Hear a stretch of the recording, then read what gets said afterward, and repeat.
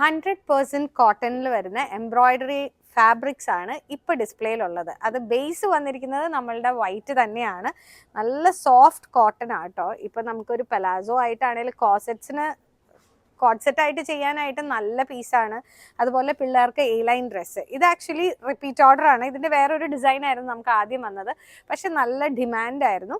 അപ്പോൾ അതിൻ്റെ തന്നെ പല വേർഷൻസ് ഓഫ് ത്രെഡ്സും ഡിസൈനുമായിട്ടാണ് ബുട്ടീസ് പോലത്തെ വന്നിരിക്കുന്നത്. ചെറിയ ചെറിയ ചെറിയ ബുട്ടീസ് ആണെങ്കിൽ അതിനൊരു ക്യൂട്ട്നെസ് ഉണ്ട്. അതുപോലെ തന്നെയാണ് ഇതിൻ്റെ ആ ത്രെഡ് വർക്ക് ബോർഡേഴ്സ് വന്നിരിക്കുന്നത്. അതിപ്പോൾ നമുക്കൊരു നെക്ക് ലൈൻ ആയിട്ടോ കോളർ എൻഡോ, ഞാൻ ചെയ്തത് ജസ്റ്റ് ഒരു വി നെക്കിൽ ഒരു ഫ്ലാപ്പ് പോലെ, വി നെക്കിൽ ഫ്ലാപ്പ് ഈ ബോർഡർ ആയിട്ടാണ് പിള്ളേർക്ക് ഡ്രസ്സസ് ചെയ്ത് അടിയിൽ ബോക്സ് പ്ലീറ്റ്സ് ഇട്ടിട്ട് നല്ല ഭംഗിയായിരുന്നു കാണാനായിട്ട്.